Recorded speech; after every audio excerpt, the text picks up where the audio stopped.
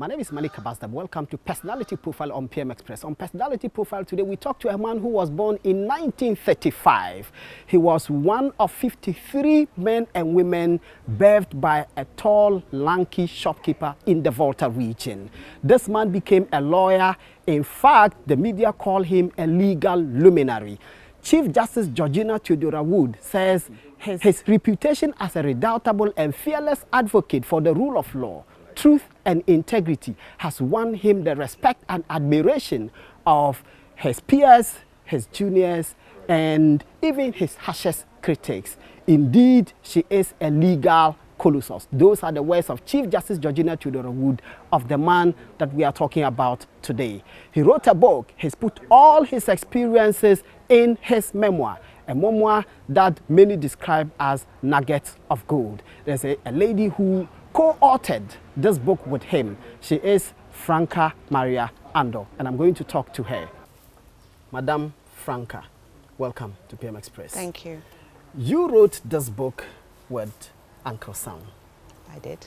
And at some point you wanted to run away from the book. Why? I think I felt it was too big for me. I think I was overwhelmed by his achievements and his life, and I didn't think that I was an experienced enough writer to actually capture it to the best that it could be captured. So a certain feeling of inadequacy on your part? Yeah, I guess every writer goes through that. It's I understand, a very good thing for a writer to go through, because when you think you're really good, you're bordering on being slightly arrogant, and that's when your writing doesn't really come through properly. Okay, so you were propped up to stay, and you stayed.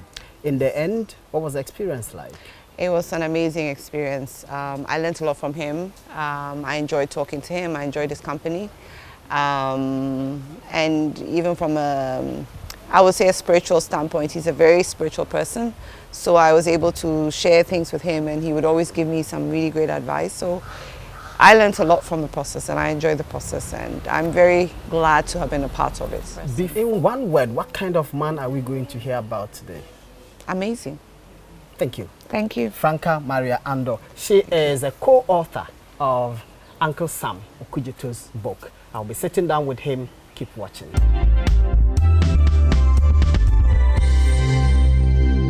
You're welcome back. You're watching PM Express, and we are talking to a man whom the Chief Justice Georgina Theodora Wood described as a legal colossus with a strong moral attitude, whose passion for pursuing the right in our society is unblemished. My guest is Mr. Sam Okudzeto, Uncle Sam. Uncle Sam, welcome to PM Express. Thank you. Uncle Sam, you were born in the Volta region. That is correct. In which village specifically? Adidome. Adidome. It's a very, very busy place. So that was the town. And then my father became a storekeeper. He was a busy man too. Very busy man. He was a storekeeper for the UTC. Indeed, he opened the store the same year that I was born. Okay. That is That's so. 35. 1935. And the year you were born, you were the last of 4 sons. That is 4 sons all born in the same year. Same and year. I was the last of the 4. And you were one of 53 children? Well, I was not one of the 53. Let's say that we have 4 girls before. Okay. The 2 years before. Okay. And then the 4 boys. Okay. So the rest came after me. After so you. If you make 52, you make me sing as if I was. and I was at the tail end. I was not at the tail end. Right at the top. That's right. And you stayed right at the top in your society. That is so. But at your mother's side, you were the 9th of 11 children. My mother had 11 children. I was the 9th of the 11 children. And I always boast. I say I was the 9th of the 11 children, and I was also born on the 9th month. Okay. And then I was the 4th of the 4 boys from my father, and I was also born on the 4th. And the 4th day of the week. 4th day, and then it was also the 4th day of the week, which is a Wednesday. So you can see that there is a unique thing about numbers 4 and 9 in my... Combined to produce a legal colossus, as the Chief Justice would say. I'm not too sure that I'm a colossus. That's the Chief Justice's But word. that is her opinion. But when I read your book, Sam, beautiful, beautiful book, right from the one, you said something about your mom and her name. Yeah. Sanafu. Sanafu. Did I get it right? Yes. And your view is that she lived her name. Yes. Tragic as that was. Tragic it was. They always love giving names depending upon the experiences they have. And of course it's reflected. Later when I became a Christian, I actually started studying the Bible. It was then that I found out that it was actually biblical. In the Jewish tradition and custom, that is what it was. For many people just don't know. Because Jacob, for example, was supposed to be an intriguing person, a deceiver. And God had to change the name and call him Israel, Prince. Okay. So, and you will see throughout in the Bible, you can actually see that people have names and the names reflect their character.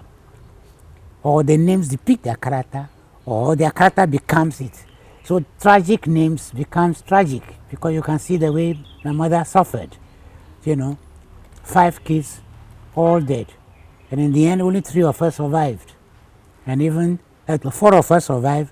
And even that, now only 2 of us are alive. And the loose translation of her name is, nature has subjected me to some suffering. To suffering, exactly. So because of that, I now reverse everything else. When I want to give my children names, I give them names that has cheer, that has praise, you know. So my second daughter is called Sana. It's actually a shortened form. Which became your name, the name of your my chambers. chamber, because I say, this is God's present, this is God's gift to me, you know. So that's what it is. And then the twins, when they came, he said, Esine, that means God has helped me. Eline, God is there for me. And so let's talk about when you were born and your unique features.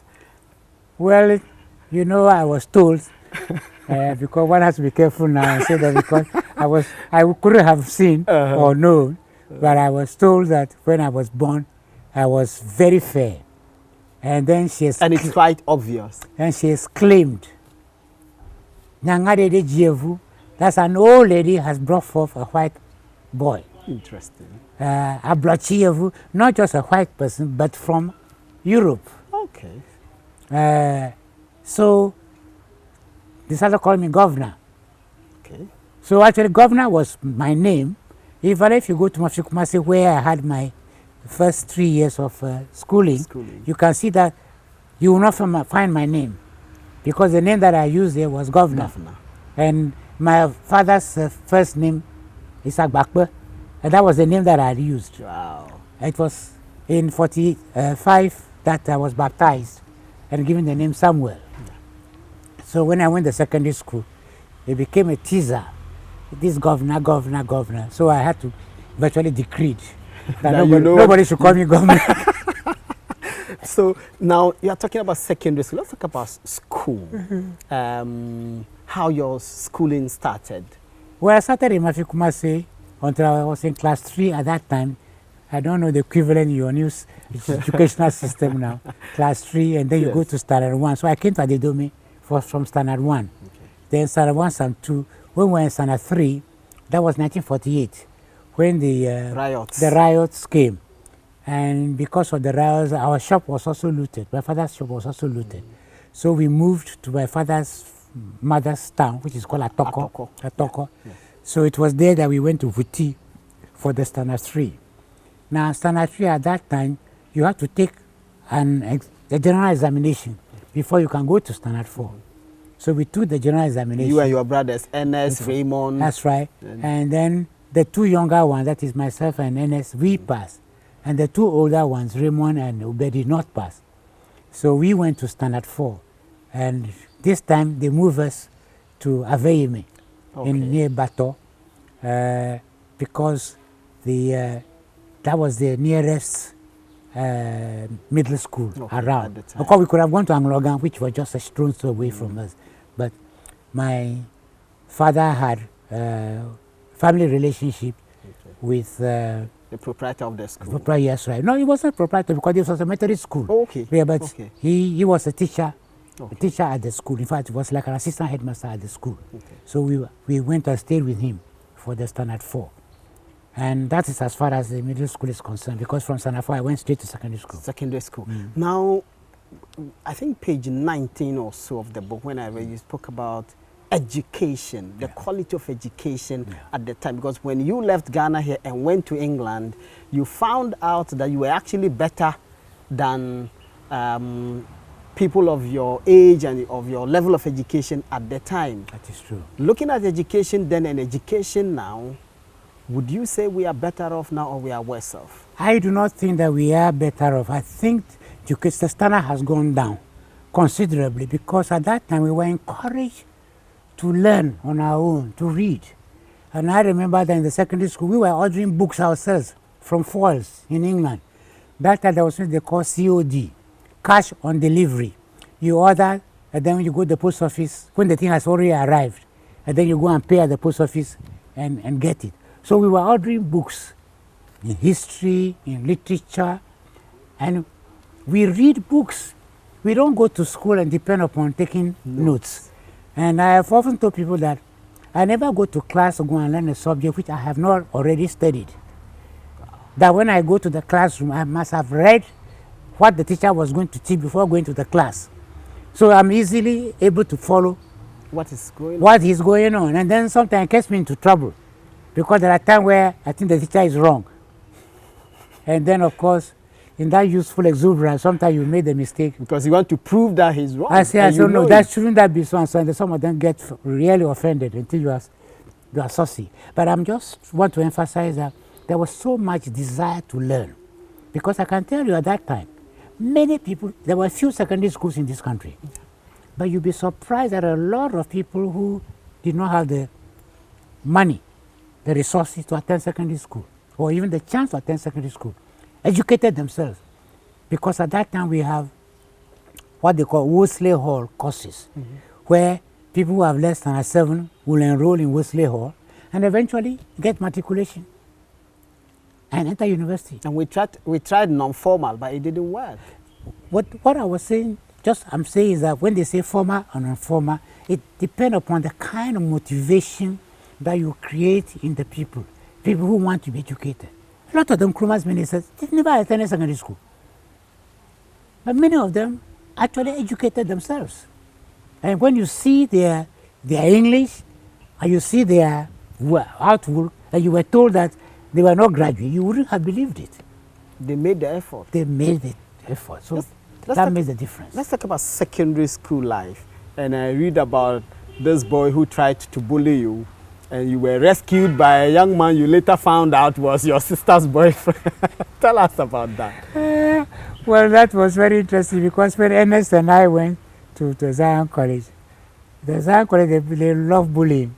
They will bully you, you will kneel down, they take you to the beast, they do something they call Samobi, which I would not even want to describe.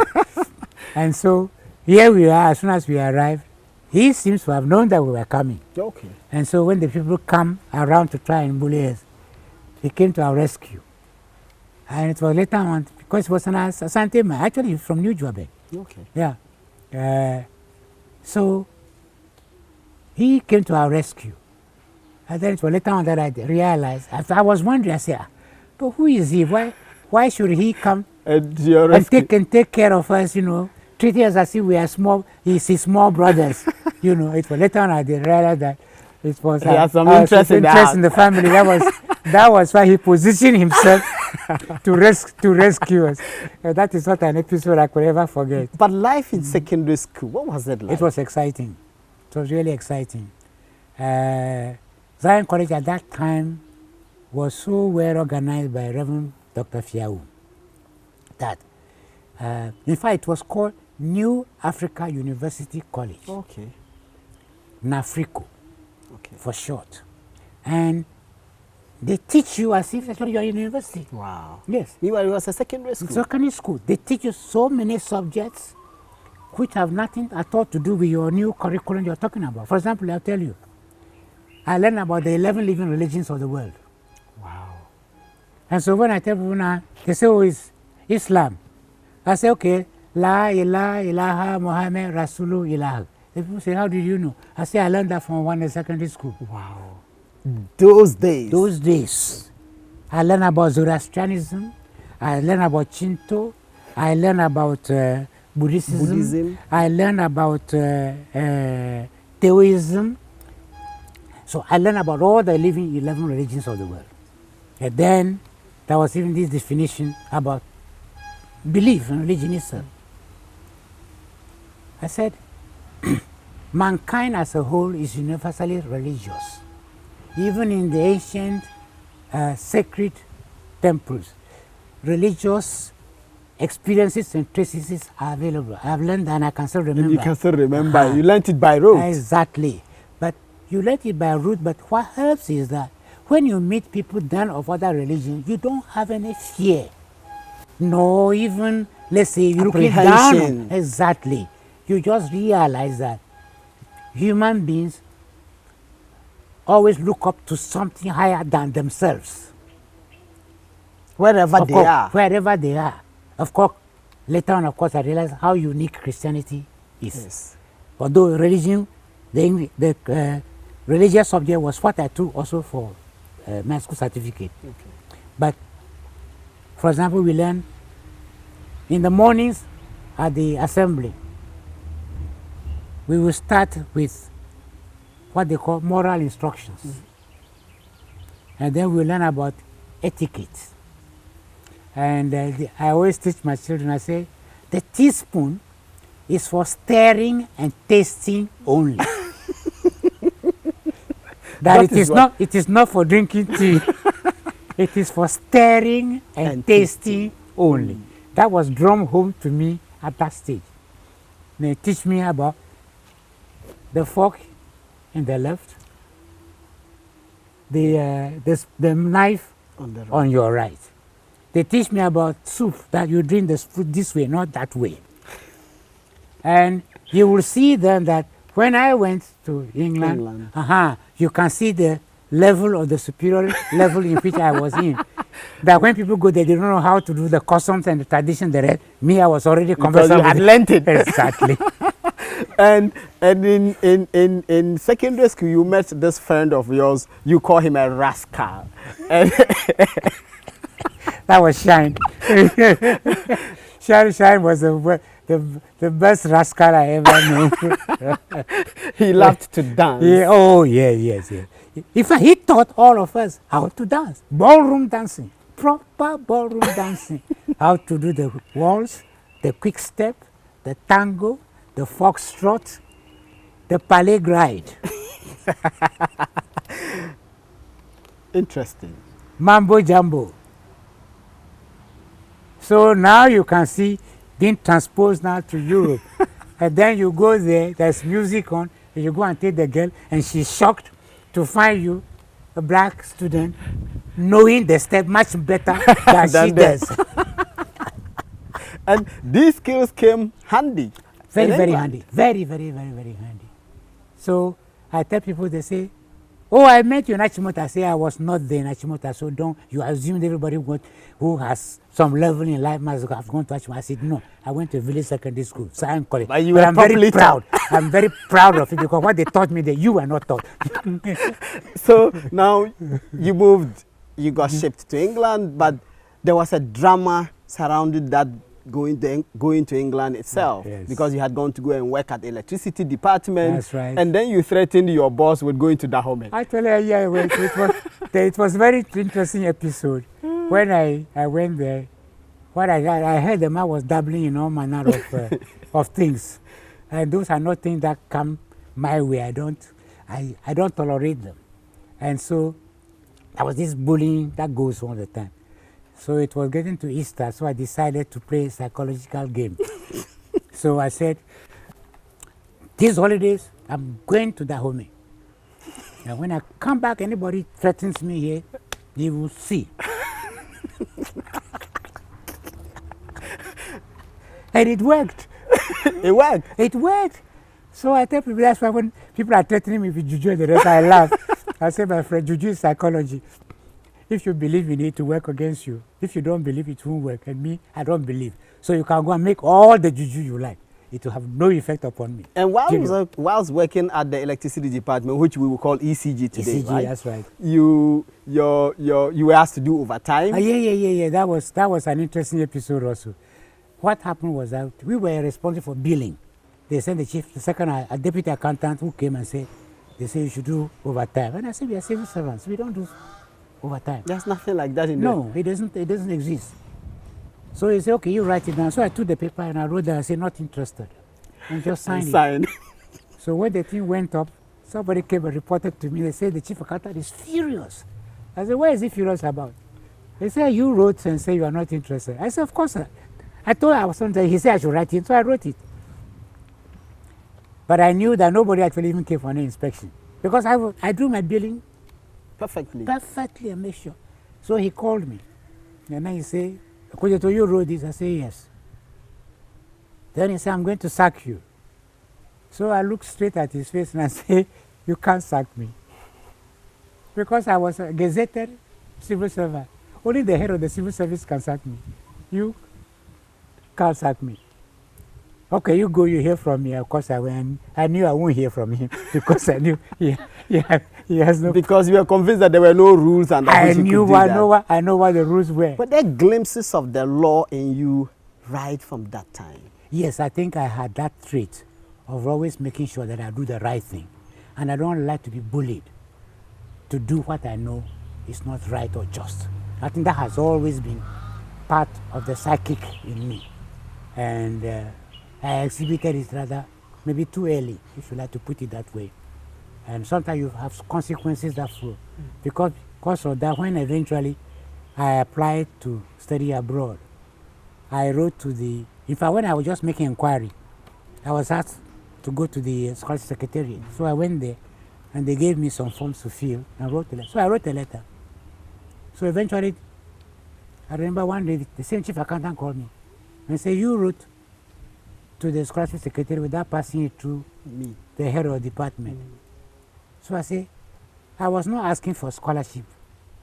I was only making an inquiry. And Nick is my personal affair. It has nothing to do with you. Then again, he threatened me, which of course, I was that time laughing because at that time, I knew I wasn't going to be there for long. Okay. And so... You were on your way out. So when I went, I was telling my colleagues there, I said, oh, these people, they are accountants by promotion. They are not by qualification. Me, I'm going to go and come back as an accountant by qualification. And then you went and came back as a lawyer. I came back as a lawyer, not as an accountant. We will talk about that. You're watching PM Express and we are talking to Uncle Sam Okudzeto. His memoir is out. Fabulous, fabulous books. My colleagues call it Nuggets of Gold. Sam, a life of service to God and country. We are taking a short break. We will be right back. Keep watching.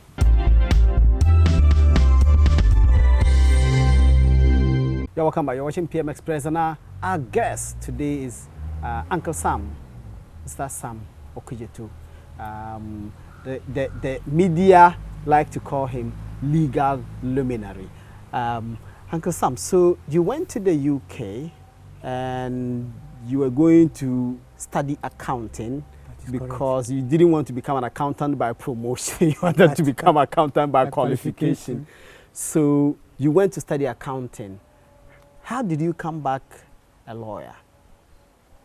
Well, first of all, we were talking about unique dates in my life. Okay. There's something that I should even let you know. Okay. I arrived in England on the 4th of September. Okay. 1956. My 21st birthday. Yes. I read about that. Time, you couldn't celebrate the birthday exactly. And that time, you only become a man when you are 21. 21. Exactly. So I became a man on the day. In England? In England. Actually, it started from, I was in Algiers at midnight. Okay. Paris in the morning. And then London before noon. And then in the evening, I was in Leeds. All of my 21st birthday. You went by Air France? I went by Air France to Cotonou. We slept in Cotonou. And then the following day, we flew to Algiers. Briefly, let's talk about the circumstances under which you flew, because ordinarily those days students went by boat. by vessel. Yeah, by boat. What happened was that When eventually the scholarship secretary confirmed that I have got admission at the Leeds College of Commerce, I realized that there were no boats until about April. And we are not talking about August.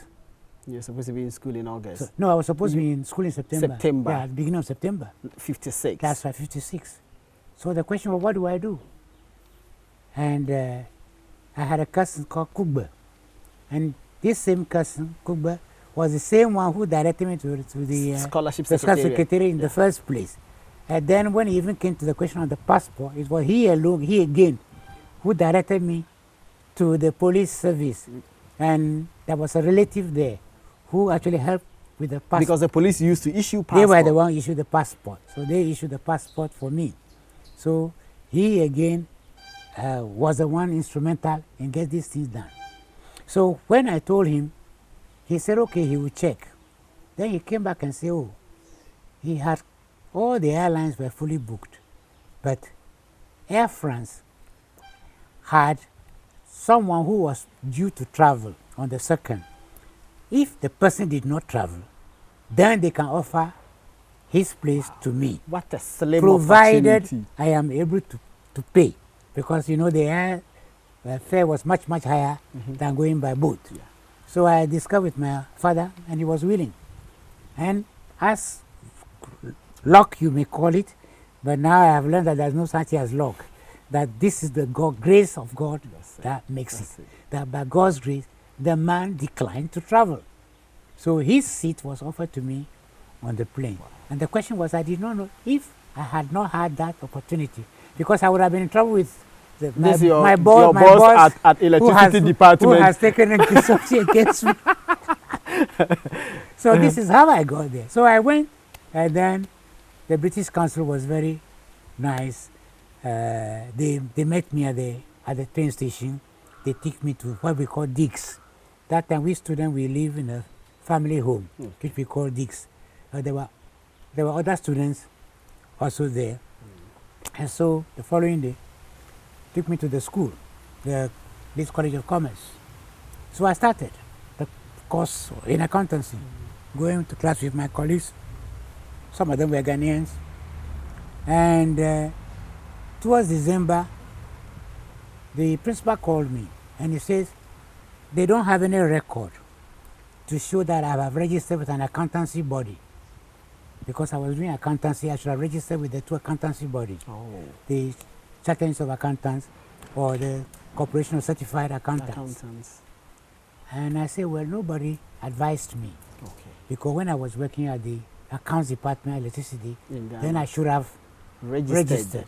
But nobody advised me. Then he said, well, then we may have to arrange for you to be articled, which case you have to leave the school and come only part-time. Oh. So I said, well, whatever. And then about a week or so later on, he called me back again. And then this time he said, well, you could study to become company secretary and accountant, which is virtually like a dual qualification, because you are both an accountant, but you can also be a secretary. Okay. So I said, well, that also sounds good, because that one you don't need articleship. I said, fine. So they gave me the two bodies that does that program. So you could register. I wrote to them, and they registered me. So in January, I had to switch courses. That means I was still doing some of the courses which were accountancy, like economics, accounting, but I had to add other subjects, like, well, company law was also part of it, just the same. To the English, constitutional law, and a few other subjects added to secretarial practice. Where you learned how to type. Well, no, the typing was actually here before. That was okay. I was teaching at the Somania Universal College. That's where you learned. That's where I learned how to type. Yeah. Yeah. So this is how I started the process. So I switched to the company secretaryship, and then this was January, and the first exam they take was in June. Well, normally I have not done a year, but I decided to take the exam nevertheless. And one of the teachers virtually looked at my face and said, well, taking the exam in June, I put my hand up. He said, haven't you already failed? because he didn't see how it was possible for me to take that short period. Then I said, that's for me to decide, not you. A confident young man. Then. Very confident. And to prove it to him, I went and took the exam. I was referred one paper.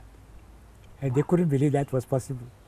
Because people were doing a year. You had just done 6 months. In fact, people would do a year and pass. Normally, it's a 5-year program for the whole course. Normally, it's a 5-year program. But I completed the whole course in 2 years. And so when I finished the course, then we had a law teacher who was a Jewish barrister. Okay. Then he says, well, why don't you take a law degree? It had never crossed your mind. No. Why don't you take a law degree? In addition to that, will be very useful. I said, well, that sounds good. Then they said, okay, so I wrote to the London University. But of course, you still need to matriculate. And I wrote it in the process. I took the matriculation subjects as well.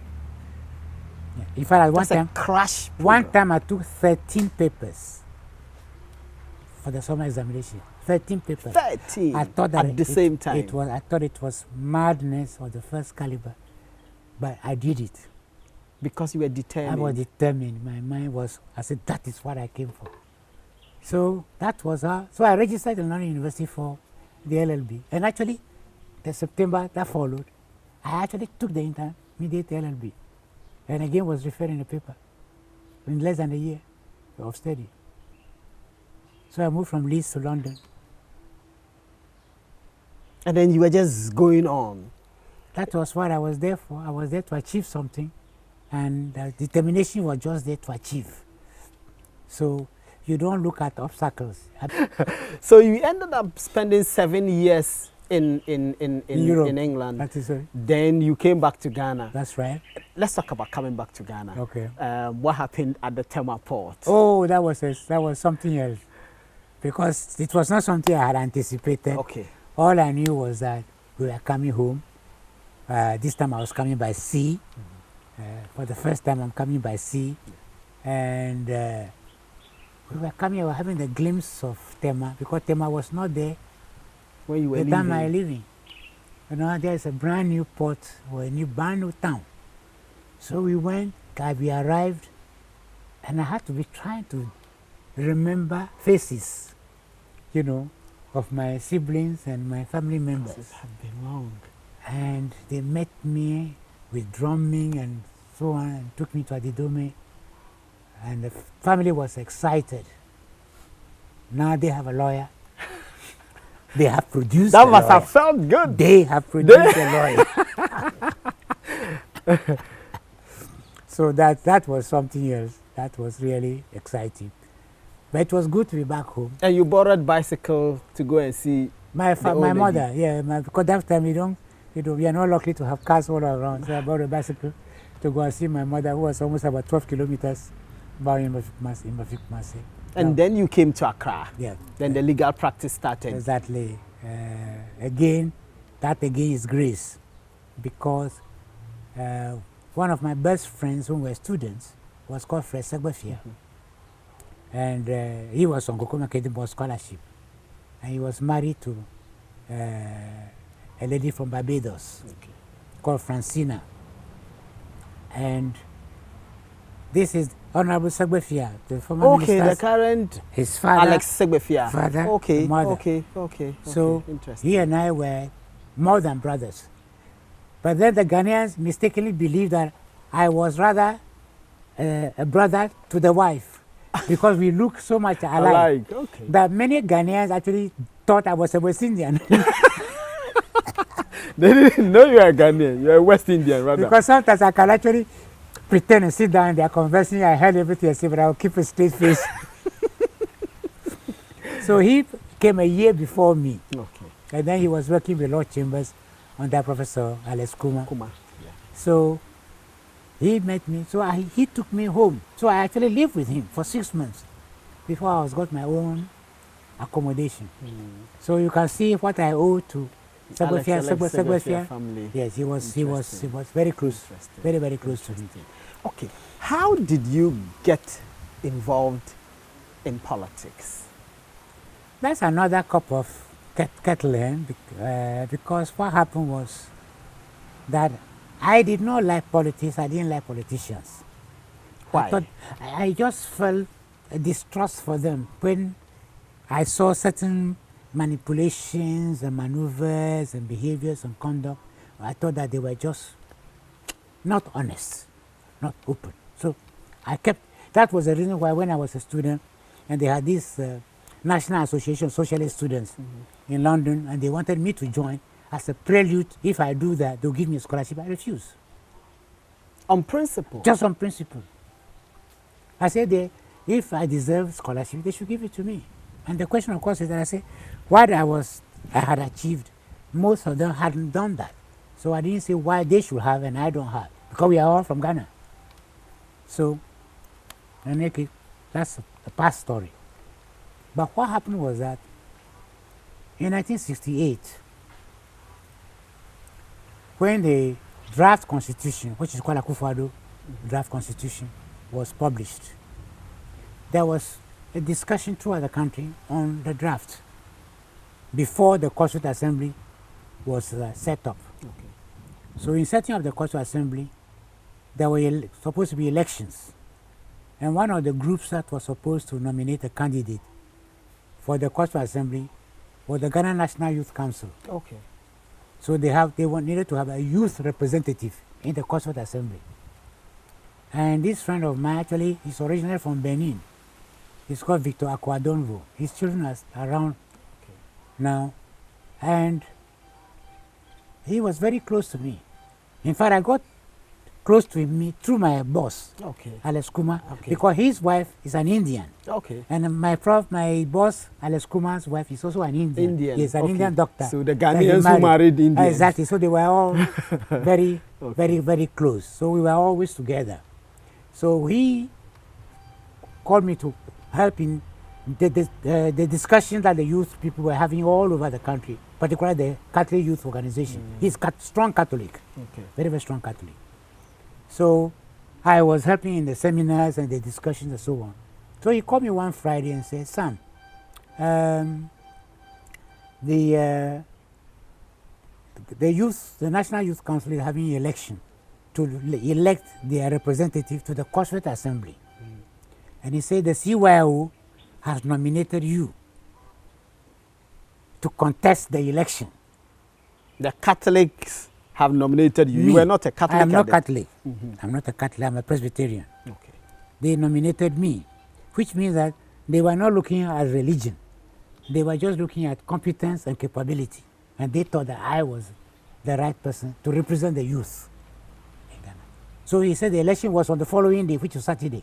He was apologizing for not telling me earlier on. But he doesn't want me to do anything. All he wanted me to do was to appear at the Benipao Memorial Hall where the election was to take place. I only to appear, nothing more. So the following morning I dressed and went. And fine, handsome young man. The amazing thing was that I saw that one of the candidates was one of my teachers in the primary school.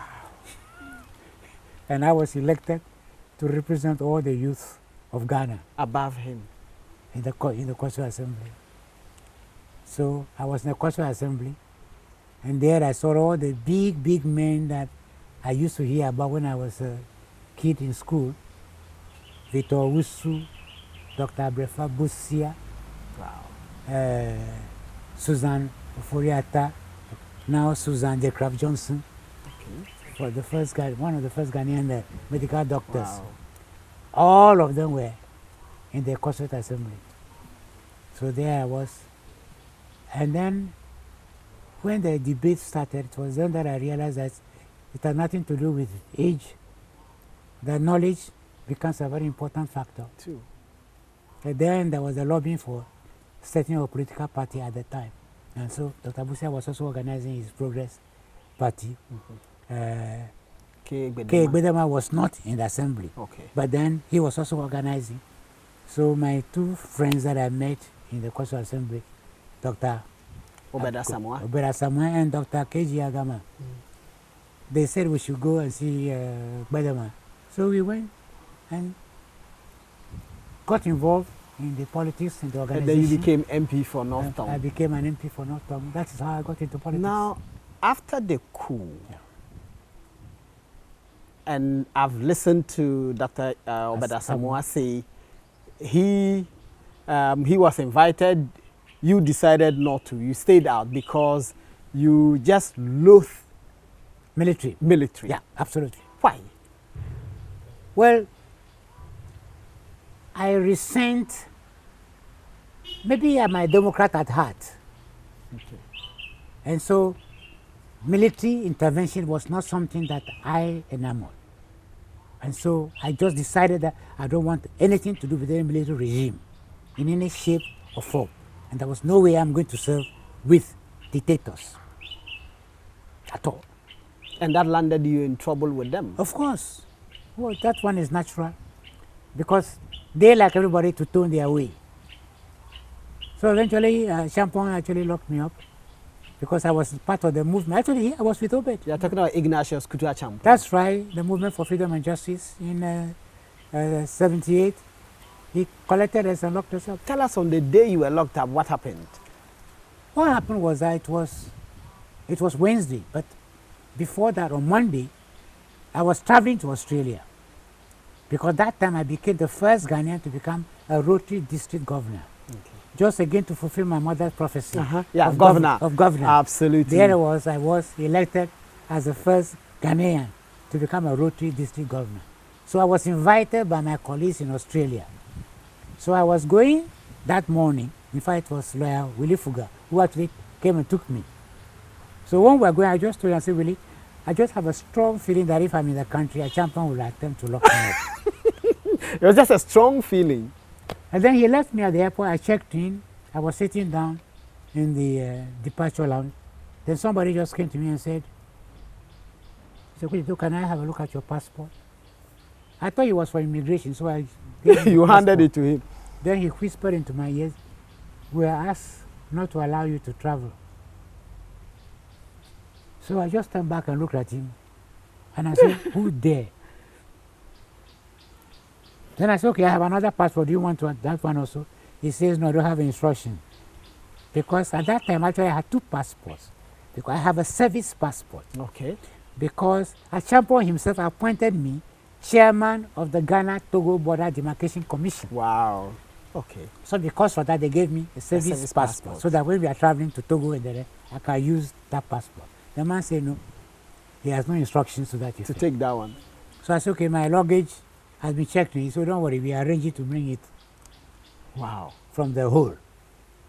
So I had to take a taxi this time to come home. When I came, my wife saw me and said, what's the matter? I explained to her. Then he said, you are in charge of the border, so you know all the border. Why don't you just get Togo? I said, me run away from these people? No, die. Say they want to arrest me, they can come and arrest me. I'm not going anywhere. So that was Monday. Wednesday, I had a committee that I was organizing the district conference of which I'm chair as the governor. So they had a meeting in the same total house, that mobile house. Okay. Near CD House now? Yeah, not CD House. Okay. The same place, I'm still there. Okay, yeah.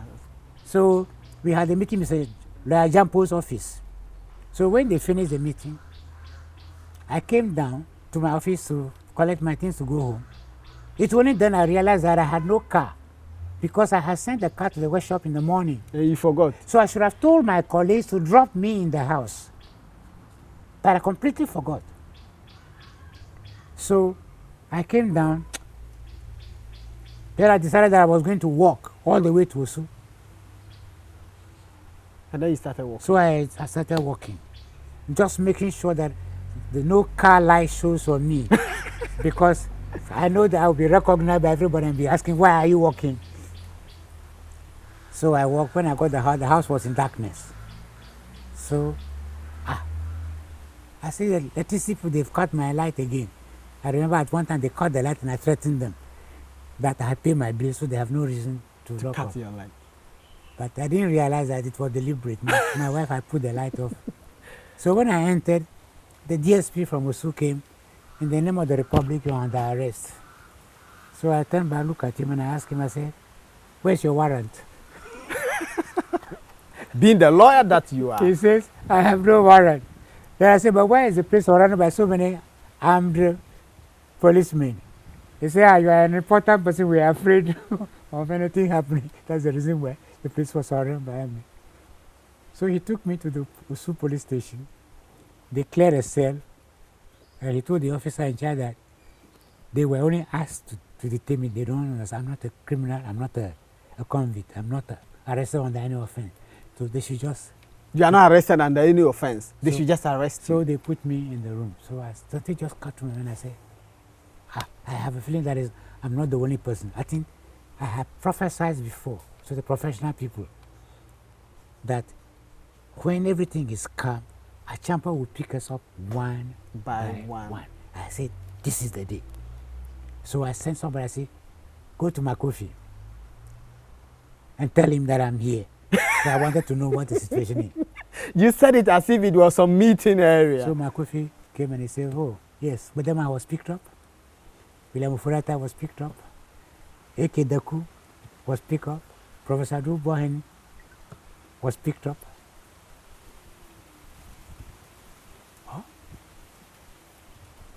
So William Furata, I even forgot, was picked up. Was picked up. Yeah. The current finance minister's dad? No, or no. His uncle? No, his uncle. Okay. His uncle. His uncle. Yeah, his uncle. So you have a certain resentment against the military. Absolutely. Why did you not military intervention, not just against the military? Military intervention, not the military. Military is a useful instrument for it. I've heard Nana Sewa Achampong. Yes. The daughter of Achampong. Correct. Talk about her pupillage in your chambers. Absolutely. And how you treated her as a daughter. As my child. In fact, her father's actions, you actually explained to her. Yeah. How were you able to do that, not resent everything he stood for? Well, you know, in my encounter with Christ, I had learned the concept of forgiveness. That indeed, when he was executed, when a chaplain was executed, I cried. Because I said, why did they kill him? He did not kill anyone.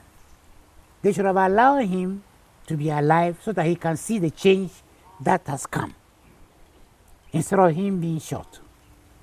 So when I saw his daughter, I thought that this is like my child. So I handle her as a child, as my child. And I still regard her as my child and feel proud of her. I think this is the forgiveness that I kept preaching to everybody. I say we must learn to forgive those who have hurt us and wronged us. If you don't forgive, then you don't expect God also to forgive you. Because you know we all recite the Lord's Prayer. Forgive us our trespasses as we forgive the trespass of others who trespass against us. And I've told people that we recite it without understanding it to mean that it is both blessings and also curses. But indeed, where Jesus taught it, if you read the next paragraph, he actually said it. He said, if you do not forgive, you will not be forgiven by your Father. And if you forgive, your Father will forgive you. It is actually there in black and white, said by Jesus himself. But I say that many who profess to be Christians cannot understand it. So they say, oh, but the man hurt you. He locked you up. And I say, so what? The biggest news is the lynching of Captain Mahama. Yes. Yesterday, criminologist Professor Kenatifa said, Ghanaians are wicked and unforgiving. Yeah, Do you share his view? Well, we are seeing that all the time now. Because my own family, I see it like that. Sometimes someone say, this person has hurt you, why are you still going to him? I say, you know something? I preach at the Rich Church, and in our Christian education circle, I've told them, I said, I have vowed that my anger should last not more than 5 minutes. But then they said, that's impossible. I said, no, it is not impossible. It is possible. But it's not something that you can just decide and do. It's something you have to pray about. And when you pray, the transformation begins to take place. Transformation. It's a process. It's not something that happens over one night. And it's possible. It is possible. I say, you know what happened? Eventually, when someone insults you, abuses you, or slaps you, or something like that, there will be an automatic reaction. But then I say, when you sit down, you reflect, then you say, hey, something is bothering this man or this woman. Because what he's done is not normal. So what is it that is bothering him or her? Let me find out. So you can deal with the issue. Then I can help her to overcome it. It's not the issue, I can help her to overcome it. So that the anger will dissipate. So now the anger turns into empathy. And the empathy you have for that person is that the person is suffering. Something is wrong inside him. And you are in a position to help him to overcome that. And that is the difference. So this is the concept of forgiveness that I am trying to preach to all Ghanaians now. All the great things that you have done, documented in this book, what's your greatest regret? Regret?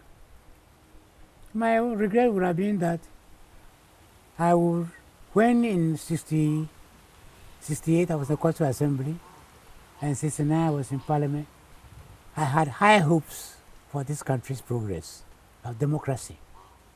That Busi at that time was Prime Minister. The hope was that when at the next election, he may lose, opposition may come into power, and then there will be the frequent change of government. So giving entrenched democracy. Entrenched democracy, giving encouragement to the young one to say that you can aspire to. And then the various military interventions that had happened. That is my regret for this country. And I think it set the clock back many, many years. Because if you see the progress that countries like Malaysia, South Korea, Singapore, the kind of progress that those countries have made. And yet, at the time of independence, our economies were almost the same level. Then you can see the continuous democratic process. Or even in the case of Singapore, because normally people argue and say, oh, Lee Kuan Yew was a dictator. And I say, yes, he was a dictator with a difference. Yeah. He was not there to enrich himself. He tried to bring up the people. Is democracy as it is, structured in Ghana now, serving its purpose? Well, let's put it this way. If he is not serving his purpose, how will the government in power stand for election and be defeated with a almost 1.5 million margin? That shows you that democracy is alive and is working. Does it give you hope for Ghana? Of course. Nanado is my hope now. And I was telling my colleagues, the Council of State and people I meet, I said, this is our last chance. If this one fails, we are doomed. So now all Ghanaians tell the opposition, stop your bickering, stop your false allegations and your, you think that you can just, for example, right now, the Minister of Finance went and borrowed money to patch the holes. Big holes that was left behind. And then they say, conflict of interest, let's go and probe. I say, do you have any evidence that he's stolen anything? So what are you probing? And they think that by doing that, the international community will not lend money, then the government will collapse. I said, that is stupidity.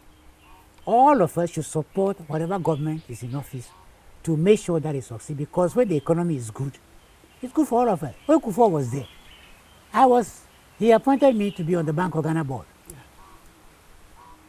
We sat down, we discussed, and we said, look, how can you need so much money notes to carry to the bank to go and buy, to a shop to go and buy things? So let's do something about it. Redenomination. So we sat down and we discussed, and people said, okay, let's take 3 zeros off. Then I realized that when I calculate, take 2 zeros for it means 10 to $1.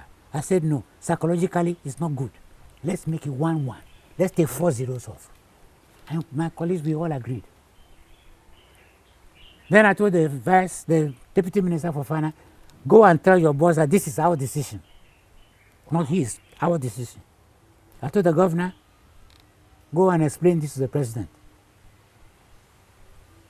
And we took the decision. I am a senior official in Rotary. I travel abroad, people say, hey, your economy is doing very well. I say, yes, please, bring your dollar and invest it in Ghana. Because there you are getting about 2%. Mm-hmm. Here you can get even 5 or 6% interest upon it. And I can tell you, at that time, the remittances were more than the gold, our export of gold.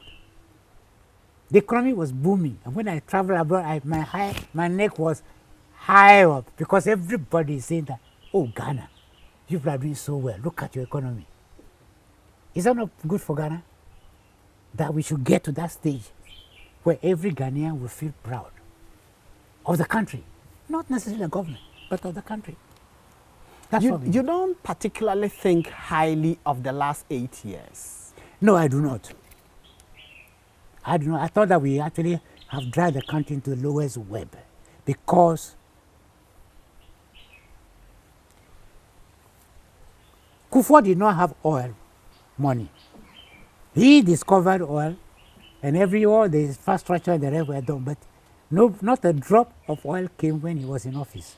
And yet the economy was booming. Your critics will say you're simply doing politics because you are MPP. No, I'm not doing politics. What I'm saying are factual. That can be verified. Even if you say mathematically, you can go and verify it. So, some of the borrowings were completely senseless. And sometimes we don't even know what they have done. I'll tell you one of the things that really hurt me. When I saw they were distributing 4x4 to the chiefs, I said, the chiefs are rich. Why do they need 4x4? But why should the state buy 4x4 for the chief? When at that time, I was working, I was the chairman of the College of Health Sciences of the University of Ghana. And as equipment that we need, sometimes just for a few thousands, we cannot get. People are dying. And you go and take that money to go and buy a car to go and dash to a chief. That is not governance. I'm not doing politics. If any of them think that it is good, they should come and argue with me and explain to me why they think it is good for the state to buy a car to give the chief. And should tell me even what law authorizes the president to take state money to go and buy a cars to go and distribute to chiefs. When school feeding program has not been paid for. When drugs are short in the hospital, doctors and nurses were not even being allowed to work because there was no money to pay them. So nurses finished their training, they could not be employed into the nursing service. Schools, some of them without roofs. So when it rains, they cannot go to school.